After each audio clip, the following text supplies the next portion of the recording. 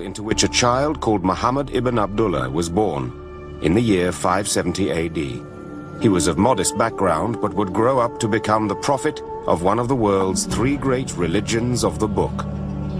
In Islam, it is considered blasphemous to show any visual representation of Muhammad, so we have no means to describe him as a man. Little is known of the Prophet's early life, and the accounts that exist were written over a century after his death.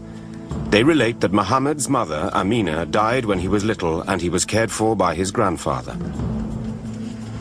As an orphan in this kind of society which was so highly stratified, he was part of the have-nots. He was part of the group that didn't belong to this landed aristocracy that controlled almost every aspect of the political and social and economic organization of the city. But Muhammad had the support of a powerful uncle, Abu Talib, and by the time he was 25 had become a successful trader. He traveled with a caravan from Mecca to Syria, with a reputation as a shrewd and honest businessman. Muhammad was also known as a man of wisdom and integrity. He attracted the attention of Khadija, a wealthy widow 15 years his senior, who hired him to run a caravan. Soon, she proposed marriage. According to the traditional Muslim biographies of Muhammad, he achieved financial success and enjoyed a happy marriage. However, he struggled to find meaning and purpose in a world that contained such widespread poverty and injustice. I think of the Prophet as being a religious seeker, somebody who was attuned to the notion of a God and of a developing spirituality really within his own life. Muhammad found himself questioning the tribal religions that worshipped multiple deities.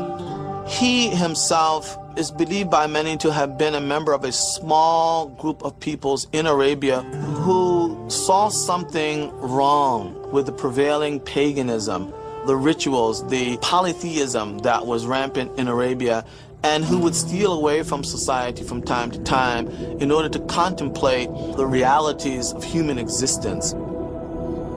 It was during one of these retreats, in a cave outside Mecca, that Muhammad experienced a vision that would change the course of history. In that cave, according to Muslim tradition, the word of God was revealed by the angel Gabriel, so triggering a chain of events that helped shape the world we inhabit today.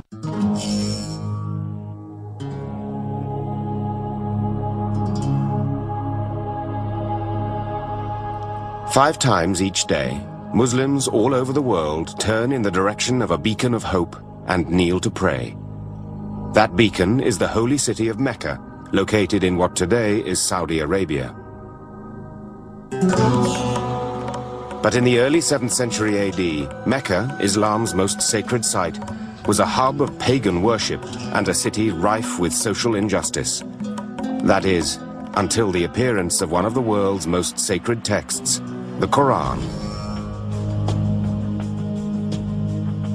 According to tradition, a 40-year-old trader named Muhammad ibn Abdullah often withdrew to a cave outside Mecca to reflect on a world he saw as increasingly oppressive and unjust. It is believed that in the year 610 AD, during one of his meditations in the cave, Muhammad was gripped abruptly by an overwhelming presence.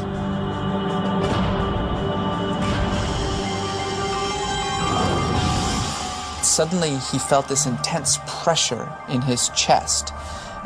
He was surrounded by this darkness, and it felt as though he was being clasped by a giant hand and squeezed. He could barely breathe.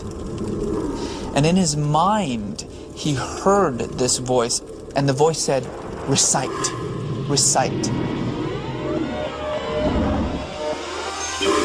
He was shocked, stunned, probably wondering, did I really hear something? And then, as he heard it again, he finally said, I don't have anything to recite.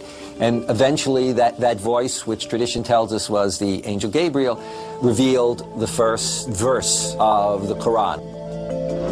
Recite, in the name of your Lord who created humanity from a clot of blood. Recite, for your Lord is the most generous one, who has taught by the pen, taught humanity that which it did not know. And this is a very important moment because it's the moment in which Muhammad ceases to be just an ordinary Meccan businessman concerned with society's ill and suddenly becomes what in the biblical tradition is referred to as prophet. And like most prophets, he wants nothing to do with it. Panic-stricken and fearful for his sanity, Muhammad sought out his wife, Khadija. What he really wants to do is kill himself. But it is eventually Khadija who saves him from this, and who explains to him that he has been called by God, that he has been given a task of prophecy, and that he really has no choice but to make this message known. The revelation in the cave marked the beginning of a 22-year period during which Muhammad received all the divine messages that would become the Quran. According to tradition, sometimes the words came ringing clear in his ears like a bell. At other times, they came in agonizing fits that resembled epileptic seizures. He would go into these convulsions, he would sweat, he would suddenly look off into the distance, he would be almost dead to the observer. And when he came out of these prophetic moments, he would suddenly spew out these revelations. The revelations always seemed to reflect the needs of the Arab tribesfolk around him. The early verses were terse and simple. They were a challenge to the pantheistic pagan practices of the people of Mecca and a summons to worship one God. Remember the name of your Lord and devote yourself fully to him. He is the Lord of the East and the West. There is no God but he, so take him as your guardian. Chapter 73, verse 8. For the first few years of these revelations, Muhammad memorized the verses and only shared them with his wife and closest friends. But gradually he came to believe that he had been called to prophecy and that he had a duty to pass on to others the words collecting in his head. Finally, in the year 612 AD, the reluctant prophet went into the center of Mecca and began to preach. It was a wake-up call to those citizens of Mecca who, in the eyes of the prophet, had lost an awareness, if they ever had it, of a supreme God, of the one God who created all and who guides all.